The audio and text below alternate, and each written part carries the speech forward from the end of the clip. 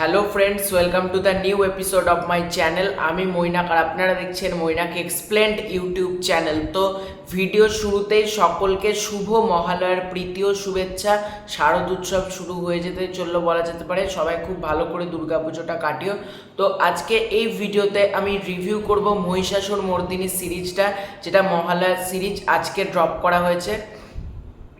তো দেখো, এই সিরিজটা দেখার জন্য আমি প্রায় সারা রাত ঘুমই হয়নি। তো এই সিরিজটা আসার কথা ছিল ভোর 4টের সময়, কিন্তু মানে মজার ব্যাপার হলো 3:30-ও ঠিক 5-10 মিনিট আগে এই সিরিজটাকে আপলোড করে দেওয়া হয়। 3:20-25 নাগাদ এই সিরিজটা কিন্তু চলে আসে হইচইয়ের প্ল্যাটফর্মে। তো আমি মোটামুটি 3:45-4টের দিক থেকে দেখা শুরু করি সিরিজটা, এবং ফাইনালি দেখা কমপ্লিট করি প্রায় সকাল 7টার দিক করে, এবং সিরিজটা আমার কমপ্লিট হয়ে গিয়েছে দেখা। এবং তারপরে মহালয়ার বিভিন্ন কাজ থাকে, তো বাড়িতে তোমরা মানে মহালয়ার অনুষ্ঠান বাকিগুলো আমি দেখছিলাম, সুতরাং রিভিউ করতে একটু আমার দেরি হয়ে গেল। তো কেমন লাগলো এই সিরিজটা? দেখো, এই সিরিজের গল্প আলাদা করে বলার কিছু নেই। এই সিরিজটা তোমরা জানোই মা দুর্গার গল্প নিয়ে, ঘটনা নিয়ে করা হয়েছে, এবং 7টা এপিসোড রয়েছে, এবং 7টা এপিসোডকে কিন্তু প্রপারলি স্পেস দেওয়া হয়েছে। কোনটা এপিসোড 24 মিনিট, কোনটা 32 মিনিট, এরকম করে কিন্তু মানে বলা যেতে পারে এখানে মেকার্সরা তৈরি করেছেন। এবং আমি গল্প সম্পর্কে একটু না বললেও আমি এটুকু বলতে পারি, এখানে দেবীর প্রত্যেকটা রূপকে যেভাবে মেকার্সরা এখানে প্ল্যান করেছে না, অন্তত টিভি চ্যানেলগুলো যে মহালয়াগুলো তৈরি করে তাদের অন্তত কিছু শেখা উচিত হইচইয়ের কাছ থেকে। কারণ হইচই যেভাবে প্রপারলি এস্টাবলিশড করেছে, প্রচুর নাচ গান নেই হুটহাট, যেটা টিভি চ্যানেলগুলোতে দেখায় না, তো কোনো দরকার ছাড়া হঠাৎ নাচ গান নাচানাচি শুরু করে দেয়। একটা মহালয়া, একটা খাজা মহালয়া টেলিভিশনের থেকে আমরা পাই, কিন্তু এই মহালয়াটার মধ্যে কোনো বোরিং ফিল তুমি করবে না। আমি লিটারালি টিভির মহালয়া দেখার সময় বোরিং হয়ে যায়, বোর লাগে, যেটা কি হচ্ছে, এটা কখন কন্টিনিউ হবে, কখন নাচ শেষ হবে, কখন ঘটনায় ঢুকবো। কিন্তু এখানে আমার একটা প্রপারলি এটাকে সুন্দরভাবে স্ক্রিন প্লে রয়েছে, এবং ডাইরেক্টর সায়ন্তন মুখার্জি তিনি কিন্তু এই সিরিজটাকে প্রপারলি এস্টাবলিশ করতে পেরেছেন। এবং যদি সিরিজটাকে নিয়ে কথা বলি, সিরিজটা 7টা এপিসোড, 7টা দেবীর রূপের কথা বলা হয়েছে, এবং শেষ এপিসোডটার মধ্যে অকাল বোধন ঘটনাটাকে দেখানো হয়েছে। তার আগের এপিসোডে মহিষাসুর বধ, তারকাসুর বধ, এরকম ঘোড়াসুর বধ, এরকম প্রত্যেকটা এপিসোড কিন্তু এখানে রয়েছে।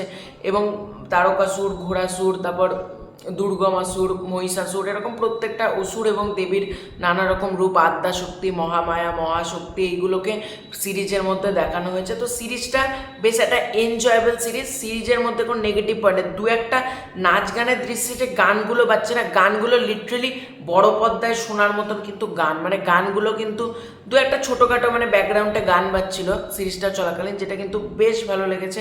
এবং সিরিজের সর্বপ্রথম বলতে পারি ভিএফএক্স, বিশ্বাস করো আমি এত ভালো ভিএফএক্স আশা করিনি যেটা মেকার্সরা ডেলিভারি করছে। বাংলা মহালয়ার ক্ষেত্রে আমরা লিটারালি দেখি টিভি চ্যানেল কি কমা ভিএফএক্স দিয়ে কাজ করে, এবং প্রত্যেকটা টিভি চ্যানেল বলো কি হিন্দি যেগুলো ফ্যান্টাসি শো তৈরি হয়, সেই ফ্যান্টাসি শোগুলোর মধ্যেও কিন্তু ভিএফএক্সের কাজ প্রচণ্ড খাজা থাকে।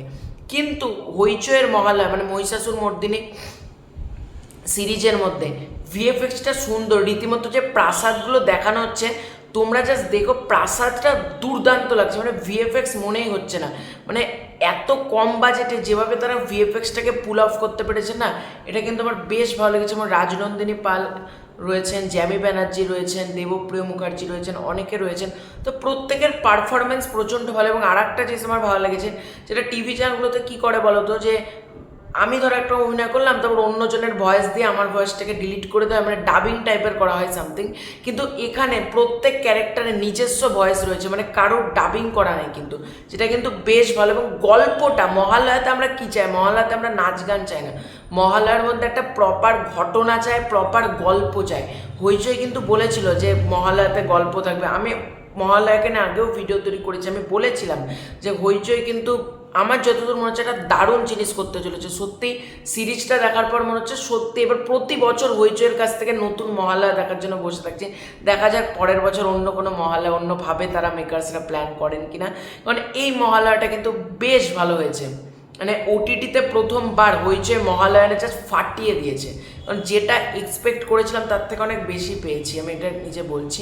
কারণ প্রত্যেক ঘটনা গল্প যে মানুষ মহালয়া সম্পর্কে একটা আজকের দিনে কি মানুষ জানা দরকার, কিন্তু আজকের দিনের মানুষ কিন্তু মহালয়া সম্পর্কে ঘটনা বলতে পারবে না টেলিভিশনের মহালয়াতে, কারণ সেখানে নাচ গান মারামারি নাচানাচি এই করে মানে খাজা মহালয়া তৈরি হয়।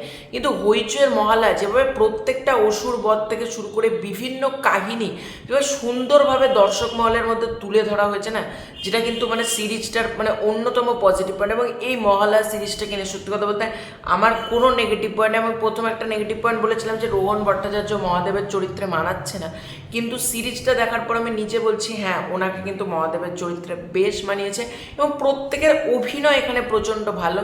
এবং সিরিজটা মানে তুমি দেখতে শুরু করলে কোথাও বোর ফিল করবে না। আমি লিটারালি অনেক সিরিজ দেখার সময় বোর ফিল করি, কিন্তু আমি টানা রাতে মানে চোখে আমার ঘুম চলে আসছে, তাও আমি আজকে সিরিজটা কিন্তু আমি দেখেছি। কারণ মহালয়ার দিন এই সিরিজটা না দেখলে মনে হয় মহালয়ার আনন্দই চলে যাবে। তাই তোমাদেরকে বলবো যারা এখনও এই মহালয়া সিরিজটাকে দেখোনি, অতি অবশ্যই মহালয়া সিরিজটা হইচই থেকে দেখে আসো, তোমাদের লিটারালি দারুণ লাগবে। এবং প্রত্যেককে আরও একবার মহালয়ার অনেক অনেক শুভেচ্ছা। ভিডিওটা এখানেই শেষ করলাম, ভালো লাগলে লাইক করো, শেয়ার করো, চ্যানেলে নতুন হয়ে থাকলে চ্যানেলটা ডেফিনেটলি সাবস্ক্রাইব করে দিও। খুব শীঘ্রই আছে ইন্টারেস্ট না, তোর বাই বাই।